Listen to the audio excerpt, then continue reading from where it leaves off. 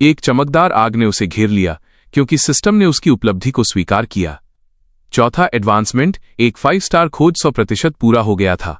शक्ति उसके अंदर दौड़ गई क्योंकि उसके स्टैट्स और क्षमताओं को महत्वपूर्ण बढ़ावा मिला। सिस्टम ने उसे उदारता से पुरस्कृत किया। बढ़े हुए बेस एट्रीब्यूट्स, 100 की नई लेवल कैप और मिस्टिक स्पिरिट वॉरियर्स के लिए एक पौराणिक स्किल बुक। सू यांग के स्टैट्स उसकी प्रगति को दर्शाते हैं। ताकत 7692, तेजी 2646, मानसिक 397। नई पौराणिक स्किल बुक की जांच करते हुए सू यांग उत्साह का एक झोंका महसूस किए बिना नहीं रह सका। मिस्टिक स्पिरिट नामक स्किल ने उसे अपने आधे एट्रीब्यूट्स के साथ एक लड़ाकू आत्मा को बुलाने और इच्छा पर उसके साथ जगह बदलने की अनुमति दी। यह सुविधा, जिसे किंगसाइड कैसलिंग कहा जाता है, जितनी शक्तिशाली थी उतनी ही रणनीतिक भी। फिर भी भले ही उसने नई क्षमता की प्रशंसा की, एक गहरी भूख उसे सता रही थी। ये काफी नहीं था। सच्ची टॉप टियर ताकत को देखने ने उसके अंदर एक आग जला दी थी, शक्ति की एक लालसा जो उसके पास वर्तमान में मौजूद शक्ति से परे थी। पास खड़ी बाइलिंग ने उसके विचारशील भाव को देखा। उसने उसे उन्नति के लिए बधाई दी, लेकिन उसके उत्साह की कमी को नोट किया। सू यांग ने एक मुस्कान के साथ उसकी चिंता को टाल दिया, उसके दिमाग में घूम रहे महत्वाकांक्षा के तूफान को छिपा लिया। उसके पास योजनाएं थीं जिन्हें उसे पूरा करना था और हिचकिचाहट कोई विकल्प नहीं था। बाद में डेमन एबिस की गहराइयों में सू यांग एक धड़कते हुए बुलावे के घेरे के सामने खड़ा था। उससे निकलने वाली काली ऊर्जा स्पष्ट थी, इंतजार कर रही शक्ति का एक भयानक वादा। शांत अधिकार के साथ उसने घेरे को सक्रिय किया, क्रोधित ऊर्जा में लिपटी एक विशाल आकृति को बुलाया। रथफुल सैमुएल, किंग ऑफ सिन, रथ राक्षस साकार हुआ, उसके सामने झुक गया। उसकी गहरी गड़गड़ाती आवाज ने उसे सर्वोच्च प्रभु के रूप में संबोधित किया। सू यांग का जवाब ठंडा था। बिना किसी हिचकिचाहट के उसने सैमुएल की मौत का आदेश दिया, घोषणा करते हुए कि राक्षस को अंधेरे की खाई में वापस जाना चाहिए। सैमुएल जम गया। अविश्वास और अवहेलना उसके चेहरे पर चमक उठी। राक्षस के क्रोध की दहाड़ एबिस में गूंज उठी, उनके नीचे की जमीन हिल गई। सैमुएल फैसले को समझने के लिए संघर्ष किया। उसका अभिमान और रोष उसकी वफादारी से टकरा रहा था। जैसे ही राक्षस भड़का, सू यांग ने उसे अलग जिज्ञासा के साथ देखा। सैमुएल की शक्ति निर्विवाद थी, ओरिजिनल सिन का एक सच्चा राजा। उसकी क्षमताएं, खासकर offering of the wrathful king, जो जीवन सोख लेती थी, उसे प्रकृति की एक विनाशकारी शक्ति बनाती थी। फिर भी सू यांग की नजर ठंडी रही, उसके विचार अटूट थे। ऐसी दुर्जय सहयोगी का बलिदान उसकी बड़ी योजना के लिए जरूरी था। सैमुएल, हालांकि क्रोधित था, आखिरकार बोला। उसकी आवाज अवहेलना और इस्तीफे का मिश्रण थी। उसने घोषणा की कि अगर उसका मालिक उसकी मौत चाहता है तो वो बिना किसी सवाल के इसे स्वीकार करेगा। लेकिन उसका क्रोध बिना हार के ठुकराए जाने से पैदा हुआ था, अटूट रहा। सैमुएल की मुट्ठी जमीन पर जोर से लगी, उसका प्रभाव उसके रोष की एक भौतिक अभिव्यक्ति की तरह गूंज उठा। सू यांग ने प्रदर्शन को देखा, क्रोध की प्रकृति पर विचार किया। यह एक ऐसी शक्ति थी जिसने अधीनता में भी विरोध किया, एक कच्ची, अनियंत्रित भावना। आखिरकार सैमुएल शांत हुआ, उसका लहजा विचार में बदल गया। वह समझ गया कि सू यांग का आदेश सजा में नहीं बल्कि जरूरत में निहित था। सू यांग ने उसकी नजरें मिली, उसकी आवाज दृढ़ थी, क्योंकि उसने सैमुएल को भविष्य में एक शानदार वापसी का वादा किया था। अभी के लिए राक्षस सबसे गहरे अंधेरे में वापस चला जाएगा, अपनी शक्ति की पेशकश सू यांग के आरोहण को आगे बढ़ाने के लिए करेगा। हवा तनाव से भारी थी, क्योंकि रथफुल सैमुएल, किंग ऑफ सिन, रथ सू यांग के सामने झुक गया। उसकी आवाज अटूट वफादारी से गूंज उठी। उसने गरिमा के साथ अपने भाग्य को स्वीकार किया। वो समझ गया कि उसका बलिदान कोई सजा नहीं थी, बल्कि एक बड़े उद्देश्य की पूर्ति के लिए एक आवश्यक कदम था। एक शांत लेकिन दृढ़ लहजे के साथ सैमुएल ने मृत्यु को गले लगाने और खुद को एबिस को समर्पित करने की अपनी तत्परता की घोषणा की। अपने मालिक की वापसी के दिन के लिए बुलावे का इंतजार करने की कसम खाई। सू यांग अब सिन मोनार्क के रूप में अपनी भूमिका को पूरी तरह से साकार कर रहा था। अपने हाथ में एक विशाल ऑमिनस हथियार को बुलाया। ब्लेड एक घातक लाल चमक के साथ धड़क रहा था। उसकी ऊर्जा एक ठंडी अंतिम रूप दे रही थी। हवा ठंडी हो गई जब उसने ठंडा आदेश दिया। बहुत बढ़िया। ब्लेड एक भयानक फुफकार के साथ नीचे आया, सैमुएल की छाती में टकराया और शून्य के माध्यम से विनाशकारी शॉकवेव्स को उजागर किया। प्रभाव ने सैमुएल के रूप को क्रूर सटीकता के साथ नष्ट कर दिया। उसका सार एबिस के लिए एक अंतिम भेंट के रूप में शुद्ध अंधेरे में घुल गया। अपने अंतिम क्षणों में भी सैमुएल की आवाज श्रद्धा के साथ गूंज उठी, सर्वोच्च मोनार्क की शक्ति की प्रशंसा करते हुए और अपनी शाश्वत वफादारी की घोषणा करते हुए। जैसे ही उसका रूप फीका पड़ा, सैमुएल के अंतिम शब्द शून्य के माध्यम से गूंज उठे, उसकी भक्ति का एक वसीयतनामा। अटूट वफादारी के साथ मैं आपकी इच्छा का पालन करूंगा। दूर डेमन एबिस की 100वीं मंजिल पर ब्रूटनी का राजा बिएलेबुब गड़बड़ी को महसूस किया। उसकी सहज प्रवृत्ति भड़क उठी और उसकी एक बार निष्क्रिय लाश एक खतरनाक धड़कन के साथ कांप उठी। एक अंधेरा बेचैनी उसकी आवाज में घुस गई क्योंकि उसने अविश्वास में बुदबुदाया। इतने सालों में किसी ने ओरिजिनल सिन के राजाओं को चुनौती देने की हिम्मत नहीं की थी। रथफुल सैमुअल कैसे गिर सकता था? एक भयानक एहसास ने उसे मारा, एक विचार जो पूरी तरह से आवाज देने के लिए बहुत अवर्णनीय था। क्या ये वास्तव में सर्वोच्च मोनार्क खुद ही था जिसने मारने वाला वार किया? वापस सबसे गहरी खाई में सू यांग, अब सिन मोनार्क, अपने कर्म की फीकी प्रतिध्वनि के बीच खड़ा था। एक सिस्टम अधिसूचना बज उठी, उसके कार्यों की विशालता की पुष्टि की। आपने ओरिजिनल सिन के राजा सैमुअल को मार दिया है। अनुभव प्राप्त हुआ। जोड़ 13.4 बिलियन लेवल अप, लेवल 85 से 100 हासिल किया गया। ओवरफ्लो अनुभव 13 बिलियन ओवरफ्लो के कारण 7.8 बिलियन अनुभव पॉइंट्स बर्बाद हो गए। सू यांग के अंदर शक्ति का एक बेतुका उछाल आया क्योंकि उसने विशाल अनुभव लाभ को अवशोषित कर लिया। ओवरफ्लो की सरासर विशालता चुप गई, इस हत्या की स्मारकीय प्रकृति की याद दिलाते हुए। बर्बाद हुए अनुभव के बावजूद शेष भंडार ने उसे उत्साहित कर दिया। ये मेरे 5वें जॉब चेंज क्वेस्ट के लिए काफी से ज्यादा है, उसने सोचा। लेवल अप का रोमांच काले ड्रैगन पर उसकी जीत को भी ग्रहण कर गया। उसकी आवाज प्रत्याशा से भर गई क्योंकि उसने अगले कदम की घोषणा की। ठीक है, अब आज के मुख्य कार्यक्रम का समय है। आइए देखें सैमुअल ने कौन सी अच्छी चीजें छोड़ी हैं। जैसे ही लूट साकार हुई, हर आइटम कच्ची, शक्तिशाली ऊर्जा के साथ धड़क रहा था। सू यांग ने एक प्रभावशाली उपस्थिति के साथ खजानों की जांच की। एक मुस्कान उसके होठों पर खिंच गई। ये कोई साधारण पुरस्कार नहीं थे, वे एक डेमीगॉड टियर बॉस की हार के लिए उपयुक्त आर्टिफैक्ट्स थे। लूट का विवरण। किंग ऑफ ओरिजिनल सिन का मांस स्वास्थ्य को स्थायी रूप से 10 मिलियन एचपी तक बढ़ाता है। किंग ऑफ ओरिजिनल सिन का टूटा हुआ दिल 10,000 ताकत पॉइंट्स की स्थायी वृद्धि प्रदान करता है। डेमन रथफुल सैमुअल हॉर्न पौराणिक कलाकृतियों को बनाने में सक्षम एक दुर्लभ फोर्जिंग सामग्री। किंग ऑफ ओरिजिनल सिन का डेमन सोर्स एक टिमटिमाता शीशी 400 परतों के लिए राक्षसी क्षरण से प्रतिरक्षा प्रदान करता है। जैसे ही सू यांग ने निहितार्थों को अवशोषित किया, उसकी आंखें चौड़ी हो गईं। 10 मिलियन स्वास्थ्य, 10,000 ताकत पॉइंट्स, ये संवर्धन गेम चेंजिंग से कम नहीं थे। उनकी तुलना अपने वर्तमान स्टैट्स से करते हुए 2127 ताकत और 53,175 स्वास्थ्य, उसने महसूस किया कि ये बूस्ट उसकी शक्ति को तेजी से बढ़ाएंगे। ऐसी ताकत के विचार ने उसे रोमांच से भर दिया। इन स्टैट्स के साथ यहां तक कि टॉप टियर चैलेंजर भी उसके सामने टूट जाएंगे। यह अगले स्तर का है, सू यांग ने सोचा, खुद को आसानी से दुश्मनों को कुचलते हुए कल्पना की।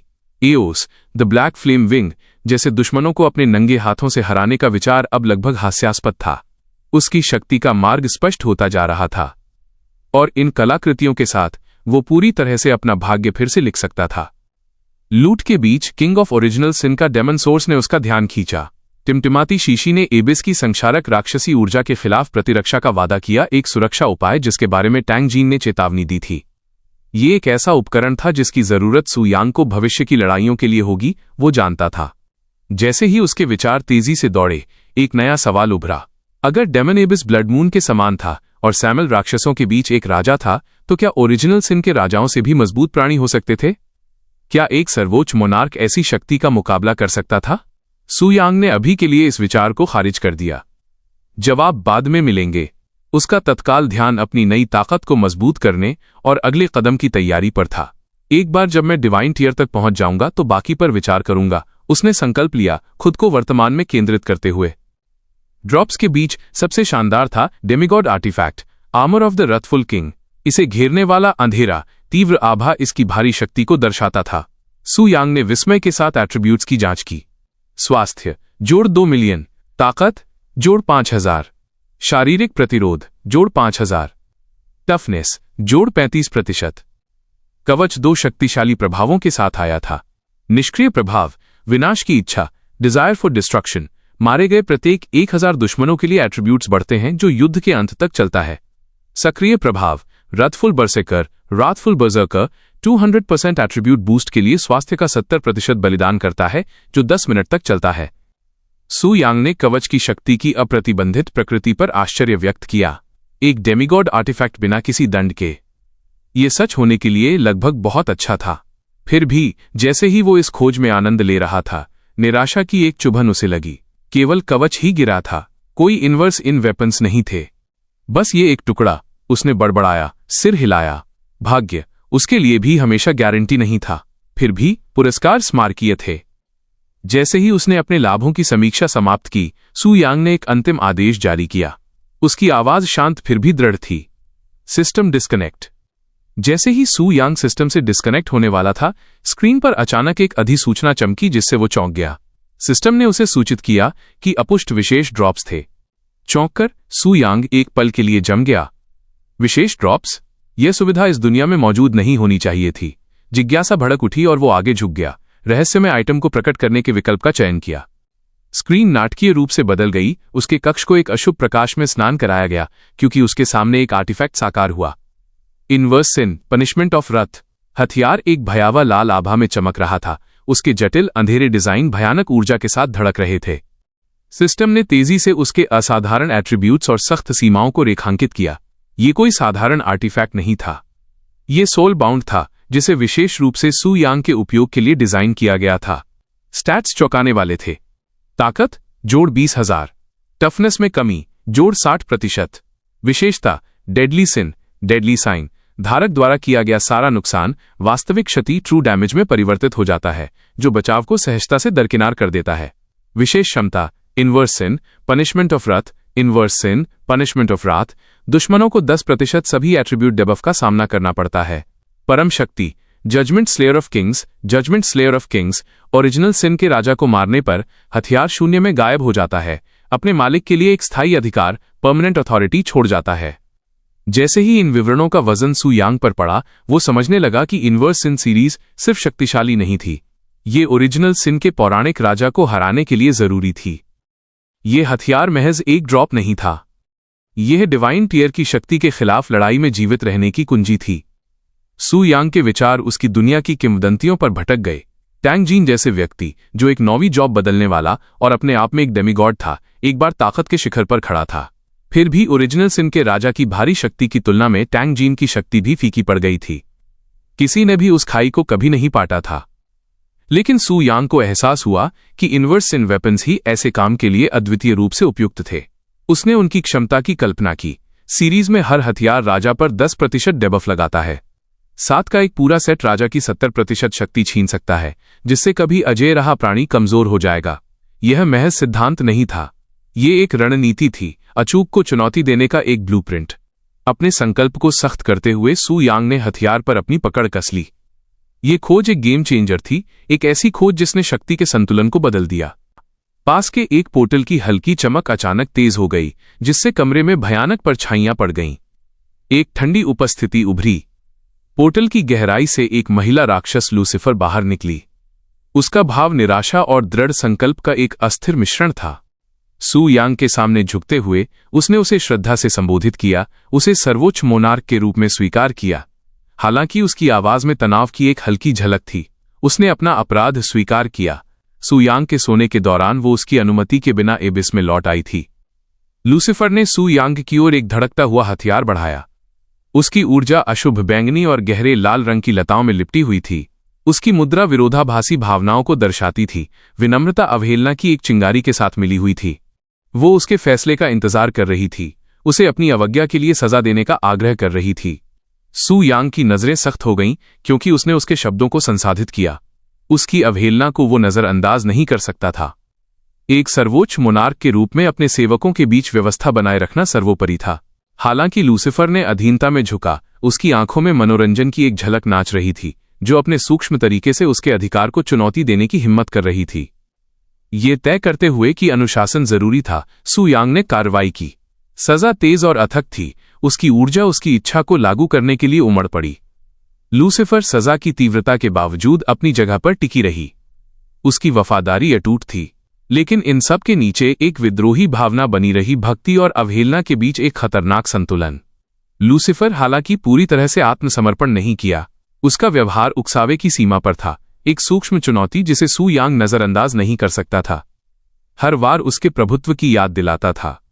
फिर भी वो उन्हें अधीनता और गौरव के एक जटिल मिश्रण के साथ मिली। सू यांग की नजर ने उसके प्रतिरोध को काट दिया, उसके पूर्ण अधिकार को मजबूत किया।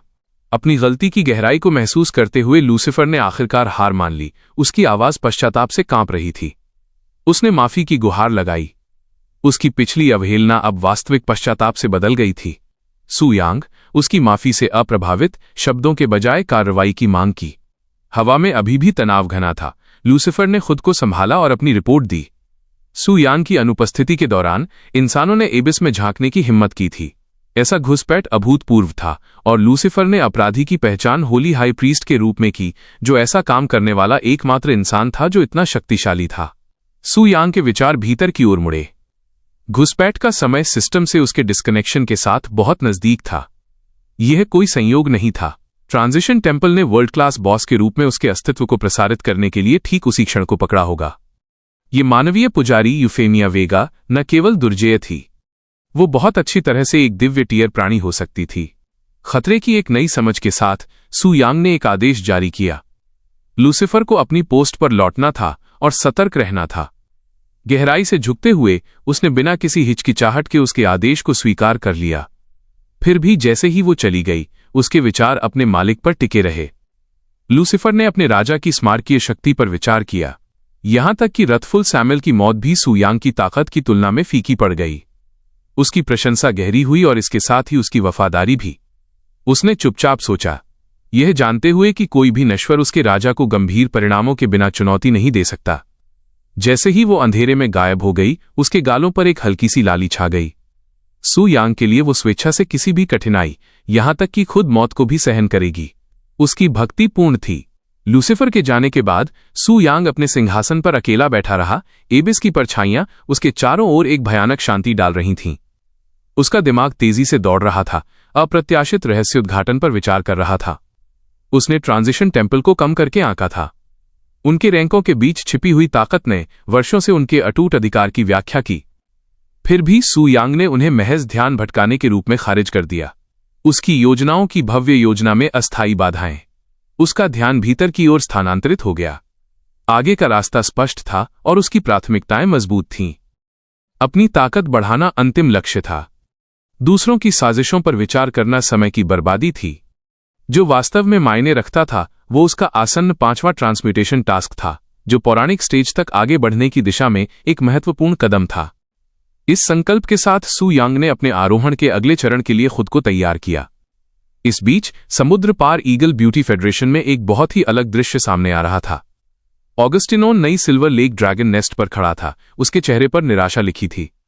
ड्रैगन्स को वश में करने की उसकी खोज उम्मीद से कहीं ज्यादा मुश्किल साबित हो रही थी। सू यांग ने पहले जो तरीके इस्तेमाल किए थे, उनका सावधानीपूर्वक पालन करने के बावजूद सफलता उससे दूर रही। उसके पीछे एक घायल ड्रैगन, युद्ध से उसकी परतें सुस्त पड़ गई थीं, एक थकी हुई दहाड़ निकाली। उसकी आत्मा अटूट थी। ड्रैगन की विद्रोही गुर्राहट घाटी में गूंज उठी, ऑगस्टिनोन के संकल्प को चुनौती दी। हार मानने से इनकार करते हुए वो आगे बढ़ा। एक थका देने वाले दिन के दौरान 3 अलग अलग ड्रैगन सीक्रेट रील्म से गुजरा। जब तक उसने समाप्त किया, ईगल ब्यूटी फेडरेशन में लगभग हर ड्रैगन गढ़ की खोज की गई और उसे चुनौती दी गई। जैसे ही ऑगस्टिनोन अपनी प्रगति का आकलन करने के लिए रुका, अचानक एक अधिसूचना उसके सामने साकार हुई, जो उसके महत्व से हवा को रोशन कर रही थी। विश्व घोषणा। रिवर्सिंग सीरीज का पहला हथियार प्राप्त हो गया है। वर्ल्ड क्लास बॉस अधीनता प्रगति 7 में से 1 संदेश ने उसके माध्यम से शॉक वेव्स भेजीं। अविश्वास में उसकी आंखें चौड़ी हो गईं। उसके विचार तेजी से दौड़ गए। किसी ने अकल्पनीय को पूरा कर लिया था। शक्ति में एक स्मारकीय छलांग जिसने अपेक्षाओं को धता बता दिया। जैसे ही ऑगस्टिनोन ने निहितार्थों को महसूस किया, क्रोध उसके माध्यम से उमड़ पड़ा। उसके चारों ओर अराजकता फैल गई, क्योंकि इस विकास का वजन उसके ऊपर पड़ा। मंदिर द्वारा निर्धारित नियम को बेशर्मी से नजरअंदाज कर दिया गया था। ये कार्य न केवल पवित्र व्यवस्था के लिए, बल्कि उसके गौरव और होली हाई प्रीस्ट यूफेमिया वेगा के प्रति उसकी निष्ठा के लिए भी एक अपमान था। ऑगस्टिनोन की निराशा संदेह में बदल गई। उसने सोचा कि क्या ये व्यवधान टैंगजीन, पौराणिक शक्ति का केंद्र, जिम्मेदार था। फिर भी कोई फर्क नहीं पड़ता कि ये कौन था। ऑगस्टिनोन का संकल्प सख्त हो गया। यूफेमिया वेगा या खुद के प्रति अनादर बर्दाश्त नहीं किया जाएगा। उसका शरीर ऊर्जा के साथ भड़क उठा, क्योंकि उसने अपराधी को उनकी धृष्टता के लिए कीमत चुकाने की कसम खाई थी। दूर साकुरा देश के क्योटो के शांत लेकिन राजसी परिदृश्य में घटनाएं भी एक नाटकीय मोड़ ले रही थीं। फूलों से लदे चेरी के पेड़ों से घिरे ऊंचे शिवालय के नीचे एक तनावपूर्ण बैठक चल रही थी। लॉर्ड टोकागावा देश के नेता ने दृढ़ संकल्प के साथ अपनी सभा को संबोधित किया। चर्चा का विषय महत्वपूर्ण था। ड्रैगन्स को वश में करने और ओरिजिनल सिन के राजा के खिलाफ लड़ाई में अपनी स्थिति सुरक्षित करने के उनके प्रयास। टोकागावा ने एक अधिकारी की बेटी की क्षमताओं पर सवाल उठाया, उसकी सफलता की संभावनाओं को चुनौती दी। उसकी नजरें तेज थीं, उसके शब्द अत्यावश्यकता से भरे हुए थे। उसने उनकी प्रगति की तुलना दूसरे क्षेत्र के एक प्रतिभाशाली व्यक्ति द्वारा वश में किए गए एक काले ड्रैगन की अफवाहों से की। गति बनाए रखने का दबाव कमरे पर भारी पड़ रहा था। अजोई परिवार के मुखिया असुई सोनी कैरो ने नपेतुले आत्मविश्वास के साथ जवाब दिया। उसने टोकागावा को आश्वासन दिया कि जबकि लाना के साथ बातचीत जारी थी, लाल ड्रैगन काले की तुलना में कम दुर्जेय जल्द ही उसकी बेटी के नियंत्रण में आ जाएगा। उसकी सफलता, उसने अनुमान लगाया, अत्यधिक संभावित थी। जवाब से संतुष्ट टोकागावा ने अपना ध्यान एक और अधिक दबाव वाले मामले पर केंद्रित किया। अपनी प्रभावशाली उपस्थिति के साथ उसने घोषणा की कि ये साकुरा देश का पहला अवसर था ओरिजिनल सिन के राजा को चुनौती देने का। इस अवसर को बर्बाद नहीं किया जा सकता था। सभा ने सर्वसम्मत संकल्प के साथ जवाब दिया। उनका सामूहिक दृढ़ संकल्प टोकागावा की महत्वाकांक्षा को दर्शाता है। लेकिन इससे पहले कि बातचीत आगे बढ़ पाती, एक चमकता हुआ संदेश उनके सामने साकार हुआ। विश्व घोषणा। रिवर्स सिन सीरीज का पहला हथियार प्राप्त हो गया है। वर्ल्ड क्लास बॉस अधीनता प्रगति 7 में से 1। इस घोषणा ने कमरे में सदमे की लहर दौड़ा दी। टोकागावा का संयम एक संक्षिप्त क्षण के लिए डगमगा गया, क्योंकि भ्रम और अविश्वास सभा पर छा गया। निराशा और ईर्ष्या में आवाजें फूट पड़ीं। ये कैसे हो सकता है? एक अधिकारी ने चिल्लाया। उसका चेहरा गुस्से से लाल हो गया। दूसरे ने मांग की कि कोई कैसे न केवल अधीनता पूरी कर सकता था, बल्कि एक रिवर्स सिन हथियार भी सुरक्षित कर सकता था। इतनी दुर्लभ कलाकृतियां कि वे मिथक के करीब थीं। इस विकास के निहितार्थ चौंकाने वाले थे। टोकागावा के विचार अन्य राष्ट्रों की ओर मुड़ गए। ये सोच रहा था कि उनमें से किसने ऐसा कारनामा किया होगा। ईगल ब्यूटी फेडरेशन एक संभावित संदिग्ध लग रहा था, लेकिन अपराधी की पहचान अस्पष्ट रही। अपने पैरों पर खड़े होकर टोकागावा की नजरें संकल्प के साथ तेज हो गईं। अपने अनुयायियों को संबोधित करते हुए उसने एक निर्णायक आदेश जारी किया। वे स्पष्टीकरण की मांग करने के लिए पवित्र शहर की यात्रा करेंगे। मंदिर के नियमों का उल्लंघन किया गया था और टोकागावा इस अपमान को अनुत्तरित नहीं जाने देगा। दृश्य पवित्र शहर में ट्रांसफर टेम्पल के मुख्यालय में बदल जाता है, जहां एक तनावपूर्ण ऊर्जा ग्रैंड हॉल को भर देती है। संदेशवाहक पॉलिश किए गए फर्शों पर भागते हैं। उनके भाव हाल की घटनाओं के वजन को दर्शाते हैं। इन सब के केंद्र में तीसरी होली हाई प्रीस्ट यूफेमिया वेगा खड़ी हैं। उनकी दिव्य उपस्थिति अटूट है, फिर भी उनके शांत व्यवहार के नीचे एक सूक्ष्म तनाव है। एक संदेशवाहक आगे बढ़ता है। उसकी बातों में अत्यावश्यकता भरी हुई है, क्योंकि वो उसे स्थिति के बारे में सूचित करता है। दुनिया भर के राष्ट्रों के नेता और अधिकारी, साथ ही एसएसएस स्तर के गिल्ड के प्रमुख पवित्र शहर के रास्ते पर हैं। रिवर्स सिन आर्टिफैक्ट के बारे में विश्व घोषणा ने उनके नाजुक गठबंधनों की नींव हिला दी है, और अब सभी की निगाहें अराजकता को नियंत्रित करने के लिए यूफेमिया वेगा पर हैं। बिना किसी हिचकिचाहट के यूफेमिया वेगा मंदिर के अवरोधों को कम करने का आदेश देती हैं, आने वाले प्रतिनिधिमंडलों के लिए रास्ता खोलती हैं। उसका परिचारक तुरंत आदेश को स्वीकार करता है और प्राचीन वास्तुकला के माध्यम से पवित्र प्रकाश के बहने से हॉल चमकने लगता है। जैसे ही मंदिर अपने आगंतुकों को प्राप्त करने की तैयारी करता है, यूफेमिया अपनी भूमिका के वजन पर विचार करती है। ट्रांसम्यूटेशन टेम्पल खेल युग की शुरुआत से ही दुनिया में एक स्थिर शक्ति रहा था। इसने अनगिनत युद्धों और विवादों को शांत किया था, अव्यवस्था में राष्ट्रों के लिए व्यवस्था लाई थी। फिर भी हाल ही में हुई आर्टिफैक्ट चोरी द्वारा संकेतित विश्वासघात दशकों की नाजुक शांति को पूर्ववत करने की धमकी दे रहा था। अगर ये घटना पूर्ण संघर्ष में बदल गई तो परिणाम विनाशकारी होंगे। परिभाषित खतरों के मंडराते समय ट्रांसम्यूटरों की सामूहिक शक्ति को कमजोर करेंगे। मंदिर के गोल हॉल में राष्ट्रों और गिल्डों के नेता इकट्ठा होते हैं। उनकी आवाजें निराशा से भरी होती हैं। साकुरा देश के लॉर्ड टोकागावा यूफेमिया वेगा को संबोधित करने के लिए खड़े होते हैं। उनका लहजा तेज है, उनके शब्द आक्रोश से भरे हुए हैं। वो सभा को याद दिलाता है कि यह उनके नेतृत्व में था कि एक आम सहमति तक पहुंचा गया था। साकुरा देश 3 दिनों में ओरिजिनल सिन के राजा के खिलाफ आरोप का नेतृत्व करेगा। अब वो अवसर किसी ऐसे व्यक्ति ने चुरा लिया था जिसने सहमत नियमों के बाहर काम किया था। टोकागावा की निराशा गहरी होती है, क्योंकि वो अज्ञात चोर पर साकुरा देश को न केवल उसके दिव्य आर्टिफैक्ट से बल्कि उसके सम्मान से भी लूटने का आरोप लगाता है। न्याय की उसकी मांग हॉल में गूंजती है। उसकी जोशीली बयानबाजी तनाव को उबलते बिंदु तक धकेल रही है। दुनिया के कुछ सबसे शक्तिशाली संगठनों का प्रतिनिधित्व करने वाले गिल्ड नेता चुप रहते हैं। उनके चेहरे अपठनीय हैं, क्योंकि वे यूफेमिया वेगा के जवाब का इंतजार करते हैं। वो उठती हैं। उनकी प्रभावशाली उपस्थिति कमरे को भर देती है, क्योंकि वो शांत अधिकार के साथ बोलती हैं। वो बताती हैं कि चोरी मंदिर के नियमों का सिर्फ एक उल्लंघन नहीं है, यह हर राष्ट्र के खिलाफ एक उकसावा है और स्वयं ट्रांसम्यूटेशन टेम्पल के अधिकार के लिए एक सीधी चुनौती है। विश्वासघात के बावजूद यूफेमिया मोचन का मौका प्रदान करती हैं। उनके शब्दों में दिव्य न्याय का वजन है, क्योंकि वो घोषणा करती हैं कि मंदिर संबद्ध राष्ट्रों के साथ मिलकर पापी को माफ कर देगा अगर आर्टिफैक्ट स्वेच्छा से लौटा दिया जाता है। वो पवित्र मूर्ति के नाम पर यह कसम खाती हैं। उनका फैला हुआ हाथ पवित्र प्रकाश के साथ चमक रहा है। ये दया का प्रस्ताव है, लेकिन एक सूक्ष्म चेतावनी के साथ। जैसे ही कमरा उनके शब्दों को अवशोषित करता है, यूफेमिया अपनी छड़ी को ऊंचा उठाती हैं, प्रकाश का एक उज्ज्वल उछाल जारी करती हैं जो हॉल को एक भारी चमक में स्नान कराता है। उनकी आवाज दिव्य अधिकार के साथ गूंजती है, क्योंकि वो पवित्र मूर्ति के मार्गदर्शन का आह्वान करती हैं। उसकी चौकस निगाह के तहत वो घोषणा करती हैं, कोई भी छल अनसुना नहीं जा सकता। यदि कोई झूठ बोलने की हिम्मत करता है तो पवित्र प्रकाश स्वयं उनके सामने गायब हो जाएगा। कमरे में चुप्पी छा जाती है, क्योंकि नेता और गिल्ड प्रमुख चारों ओर देखते हैं। उनके भाव तनावपूर्ण हैं। प्रकाश की चमक लगभग अंधा करने वाली है, जिससे किसी के लिए ये निर्धारित करना असंभव हो जाता है कि क्या मूर्ति का न्याय किसी को निशाना बना रहा है। तनाव बढ़ने पर फुसफुसाहट भीड़ के बीच फैल जाती है। एक पर्यवेक्षक प्रकाश के माध्यम से आंखें सिकोड़ता है, जोर से पूछता है कि क्या छल का कोई संकेत पता चला है। दूसरा अपनी आंखों को ढालता हुआ भारी चमक पर टिप्पणी करता है, ये देखते हुए कि कुछ भी गलत नहीं लगता है। प्रेसिडेंट कैरोलिना स्कॉफ करती हैं। उनकी आवाज फुसफुसाहटों के बीच कट जाती है, क्योंकि वो सुझाव देती हैं कि दोषी पार्टी खुद को दिखाने से बहुत डर सकती है। टैंग जीन पास में खड़ा था, धीरे से बोलता है, लेकिन नुकीले इरादे के साथ।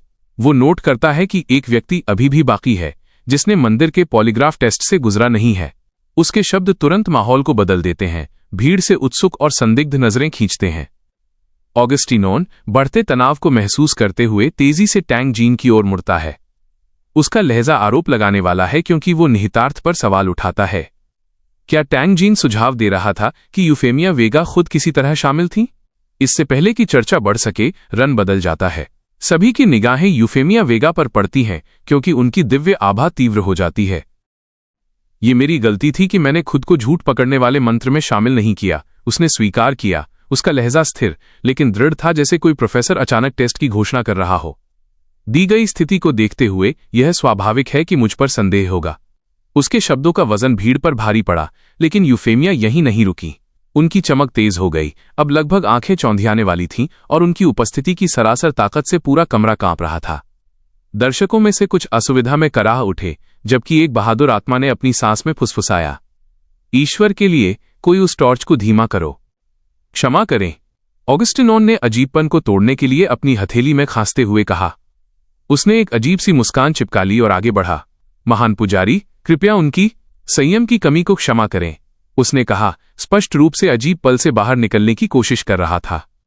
हमने हमेशा आपकी ताकत पर विश्वास किया है। आप ऐसे तुच्छ कार्यों के लिए खुद को नीचा नहीं दिखाएंगी।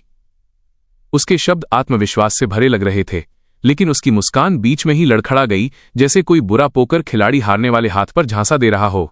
बातचीत को वापस पटरी पर लाने के लिए ऑगस्टिनोन ने स्पष्ट बात बताई। झूठ पकड़ने वाले मंत्र को कोई अपराधी नहीं मिला था।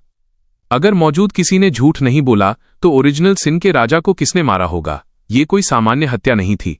इसके लिए एक विशेषज्ञ की जरूरत थी, जो सबसे सतर्क राष्ट्रों और उनकी दुर्जय शक्तियों को चकमा दे सके।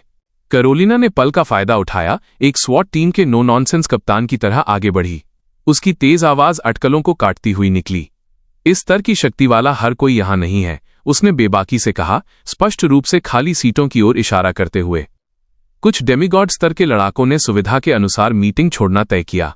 उसके पीछे टैंग जीन खड़ा था, हाथ बांधे हुए, एक ऐसी नजर के साथ जो कवच को भेद सकती थी। उसकी तेज आंखें कमरे को स्कैन करती हैं, क्योंकि उसने जवाब दिया, ये सच है, लेकिन आइए निष्कर्ष पर न कूदें। हमारे पास किसी को भी अपराध से जोड़ने का कोई ठोस सबूत नहीं है। यूफेमिया इन तर्कों से बेपरवाह ने अपना हाथ उठाया, एक बार फिर सबका ध्यान आकर्षित किया। उसकी शांत आवाज में अधिकार था। मेरा मंत्र सिर्फ अपराध में सीधी भागीदारी का पता नहीं लगाता है, उसने स्पष्ट किया, अपने शब्दों को अंदर जाने देने के लिए रुकते हुए। यह किसी को भी प्रकट करता है जिसने अपराधी की मदद की हो। गद्दार सिर्फ छिपते नहीं हैं, वे निशान छोड़ते हैं। फिर भी हम यहां एक भी सुराग के बिना हैं। उसकी तीखी नजर ने सभा पर स्वीपिंग की, सबको उनकी सीटों पर जकड़ दिया। कमरा शांत हो गया, सिवाय कभी कभी घबराहट वाली खांसी के। असहज सवाल उन पर मंडरा रहा था। इतना बड़ा अपराध किसने किया होगा? चुप्पी तोड़ते हुए यूफेमिया ने जोड़ा, यह स्थिति अभूतपूर्व है, लेकिन यही वास्तविकता है जिसका हम सामना करते हैं। हमारा ध्यान भविष्य पर केंद्रित रहना चाहिए। उनके शब्दों ने चर्चा को अगले गंभीर विषय डेमन एबिस की ओर मोड़ दिया। साकुरा देश को इस प्रयास का नेतृत्व करने के लिए सौंपा गया था, लेकिन ग्लूटनी के राजा की हार ने खेल बदल दिया है। ओरिजिनल सिन का अगला राजा डेमन एबिस की 200वीं परत की गहराई में है। उनकी निगाहें लॉर्ड टोकागावा की ओर मुड़ी, जो चुपचाप कार्यवाही देख रहे थे। उनकी आंखें उस पर एक बाज की तरह टिकी थीं जो अपने शिकार को देख रहा था। लॉर्ड टोकागावा, उसने कहा। उसकी आवाज शांत लेकिन भारी थी। क्या साकुरा देश अपना संकल्प बनाए रख सकता है और इस जिम्मेदारी को निभाना जारी रख सकता है? सभा ने इंतजार किया। तनाव मीसो सूप के एक कटोरे से भी ज्यादा गाढ़ा था, क्योंकि वे टोकागावा के जवाब का इंतजार कर रहे थे। सभी की निगाहें लॉर्ड टोकागावा की ओर मुड़ी। उनके शांत लेकिन त्याग भरे भाव ने उस भारी बोझ को धोखा दिया जो वो उठा रहे थे। हम निश्चित रूप से जारी रखना चाहते हैं, उसने कहा। उसकी आवाज स्थिर थी लेकिन अफसोस से भरी थी। हालांकि हमारी ताकत अपर्याप्त है। 100वीं परत से आगे पहुंचना एक ऐसा कार्य है जिसे हम हासिल नहीं कर सकते। यूफेमिया ने समय बर्बाद नहीं किया। उसकी आवाज स्पष्ट और दृढ़ता से गूंज उठी। उस स्थिति में उसने घोषणा की। उसका लहजा कोई असहमति नहीं झेल रहा था। ड्रॉ के अनुसार ईगल यूनियन एबिस की खोज के साकुरा देश के कार्य को संभालेगा। बयान ने सभा को शांत कर दिया। उनके फैसले का वजन कमरे पर एक भारी कोहरे की तरह छा गया।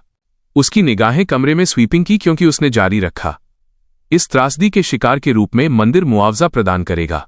क्या यह स्वीकार्य लगता है? उसका लहजा एक सवाल से ज्यादा एक अल्टीमेटम था। ऑगस्टिनोन ने अपना सिर थोड़ा झुकाया। उसकी आवाज दबी हुई लेकिन सम्मानजनक थी। बेशक, हम महान पुजारी के निर्देशों का पालन करेंगे। यूफेमिया की तेज नजर लॉर्ड टोकागावा पर टिकी। उसका मिलनसार व्यवहार लौट आया और उसने एक हल्के दिल से मुस्कान पेश की। साकुरा देश को कोई आपत्ति नहीं है, उसने सहजता से जवाब दिया। एक निर्णायक गति के साथ यूफेमिया ने अपनी छड़ी जमीन में गाड़ दी। जोरदार धमक कमरे में गूंज उठी, क्योंकि उसने अगले निर्देश की घोषणा की। आज से शुरू होकर उसने घोषणा की। उसका लहजा अटूट था। हर राष्ट्र में डेमन एबिस के सभी प्रवेश द्वार होली सिटी के सैनिकों द्वारा पहरा दिए जाएंगे। यह उपाय नियंत्रित पहुंच सुनिश्चित करेगा और इस तरह की घटनाओं को फिर से होने से रोकेगा। नेताओं ने सतर्क नजरें आदान प्रदान की। उनके अध्यादेश का वजन उन पर पड़ा, लेकिन किसी ने भी उसके अधिकार को चुनौती देने की हिम्मत नहीं की। यूफेमिया लंबी और शांत ने निष्कर्ष निकाला, अगर कोई और टिप्पणी नहीं है तो ये बैठक आधिकारिक तौर पर स्थगित की जाती है। दृश्य सू यांग के घर में बदल जाता है, जहां सूरज की रोशनी चिकनी आधुनिक खिड़कियों से छनकर आती है, कमरे को गर्म रंगों में रंगती है। अंदर सू यांग ने अभ्यास की सहजता के साथ अपना जैकेट टांग लिया। एक आत्मविश्वास भरी मुस्कान उसके होठों पर खेल रही थी। हर गति जानबूझकर लगती थी, उद्देश्य की भावना बिखेरती थी। कम आत्म आश्वासित लहजे में खुद से बात करते हुए उसने सोचा, ओरिजिनल सिन के हथियार हाथ में हैं और मेरे अनुभव पॉइंट अधिकतम है। ये यात्रा हास्यास्पद रूप से लाभदायक रही है। अब मेरी क्लास बदलने का समय है। उसके विचारों की ट्रेन अचानक रुक गई, क्योंकि एक चमकती हुई अधिसूचना कमरे को रोशन कर गई। उसकी खतरनाक उपस्थिति ने ध्यान आकर्षित किया। विश्व घोषणा, पहला ओरिजिनल सिन सीरीज हथियार प्राप्त हो गया है। वर्ल्ड क्लास बॉस हार प्रगति 7 में से 1। सू यांग बीच विचार में जम गया। उसका भाव सख्त हो गया। उसकी आंखें अधिसूचना पर टिकी हुई थीं। ये सुनिश्चित करने के लिए उसे फिर से स्कैन कर रहा था कि वह हेलुसिनेट नहीं कर रहा है। गंभीरता से, इसके लिए एक विश्व घोषणा? उसने आधे अविश्वास में बड़बड़ाया। भगवान का शुक्र है कि मेरे नाम का उल्लेख नहीं किया गया था। अगर ऐसा होता तो मैं पहले से ही हाई लेवल खिलाड़ियों के निजी संदेशों में डूब रहा होता। और हत्यारों के बारे में तो बात ही मत करो। अपने बालों में हाथ फेरते हुए उसने भारी सांस ली, बढ़ते दबाव को महसूस करते हुए। ये रहस्योद्घाटन सिर्फ एक स्टेटस अपडेट नहीं था। यह एक प्रकाश स्तंभ था जो हर महत्वाकांक्षी खिलाड़ी और गुट को उसके रास्ते पर खींच लेगा। अगर वो सावधान नहीं रहा तो यह विनाश का संकेत दे सकता है। हाथ में कलाकृति की ओर अपनी नजर मोड़ते हुए सू यांग के विचार गहरे हो गए। जीवित रहने का पहला नियम, उसने खुद को याद दिलाया। किसी को नहीं पता चलना चाहिए कि मेरे पास ये है। भले ही चीजें मुश्किल हो जाएं, मैं इसे लापरवाही से इस्तेमाल नहीं कर सकता। नतीजा विनाशकारी होगा। एक परिचित कहावत उसके दिमाग में सामने आई, जिसे उसने अनगिनत बार सुना था। एक आम आदमी निर्दोष है, लेकिन एक खजाना रखना मुसीबत को आमंत्रित करता है। वो वापस झुक गया। उसके विचार बाई लिंग की चिंतित आवाज पर चमके। हीरो, तुम्हारी लेवलिंग की गति अस्वाभाविक है, उसने कहा था। उसकी चौड़ी आंखों वाला भाव उसकी याद में चमक रहा था। उसके काल्पनिक रूप के पीछे दूसरों की फुसफुसाहटें तेज हो गईं। आरोपी नजरें पीछे लगीं। यह आदमी निश्चित रूप से कुछ छिपा रहा है। बेजान भीड़ फुसफुसाती हुई प्रतीत हुई। उनका फैसला उस पर एक अदृश्य वजन की तरह पड़ रहा था। हाँ, सु यांग ने अपनी सांस में बड़बड़ाया, स्मृति को झटकते हुए। लो प्रोफाइल रखना अब बहुत मुश्किल हो गया है। सु यांग का भाव कस गया क्योंकि एक गंभीर एहसास उसे लगा। मैं क्लास चेंज में जल्दबाजी नहीं कर सकता, उसने सोचा। चौथा ट्रांजिशन टास्क पूरा किए हुए केवल 1 दिन हुआ है। अगर मैं सीधे 5वें में गोता लगाता हूं तो ध्यान देने वाला कोई भी व्यक्ति बिंदुओं को जोड़ना शुरू कर देगा। मैंने पहले ही पर्याप्त ध्यान आकर्षित कर लिया है। अगर कोई मुझे बॉस की हार से जोड़ता है तो चीजें नियंत्रण से बाहर हो सकती हैं। अपने घर से गुजरते हुए सु यांग का दिमाग संभावित समाधानों के साथ घूम रहा था। लेकिन बेकार बैठना मेरी शैली नहीं है, उसने सोचा। निराशा उसके लहजे में घुस रही थी। इस गड़बड़ी को ठीक करने के लिए मैं क्या कर सकता हूं? जैसे ही वो बाहर निकला, सवाल बना रहा, उसकी नजर बगीचे में काम कर रही नौकरानी पर पड़ी। उसने उत्साहजनक ऊर्जा के साथ उसका अभिवादन किया। उसके हाथ साबुन के पानी के एक विशाल कटोरे में गहरे थे। वो लगन से कपड़ों के एक बड़े ढेर को रगड़ रही थी। उसका हंसमुख लहजा उसके काम की सांसारिक प्रकृति के विपरीत था। सु यांग ने स्वीकार करते हुए सिर हिलाया, एक छोटा सा इशारा जिसने उसके चेहरे को इस तरह से रोशन कर दिया जैसे उसने उसे अभी अभी राष्ट्रीय नायिका घोषित कर दिया हो। जैसे ही उसने उसे ऐसे थकाऊ काम पर ध्यान केंद्रित करते हुए देखा, सु यांग खुद को विचार करने से नहीं रोक सका। एक समय वह गुजर बसर करने के लिए संघर्ष करने वाला आदमी था। अब वो यहां खड़ा था, सम्मान और श्रद्धा की आज्ञा दे रहा था, जिसके बारे में वो निश्चित नहीं था कि वो लायक था। ये एक अजीब एहसास था। मुझे यकीन है कि हमारे पास वॉशिंग मशीन है ना? सु यांग ने पूछा, अपना सिर थोड़ा झुकाते हुए। आप अभी भी हाथ से क्यों धो रही हैं? ये बहुत प्रयास है और इससे आपके हाथों को चोट लग सकती है। नौकरानी एक पल के लिए जम गई, उसके गालों का रंग गहरा लाल हो गया।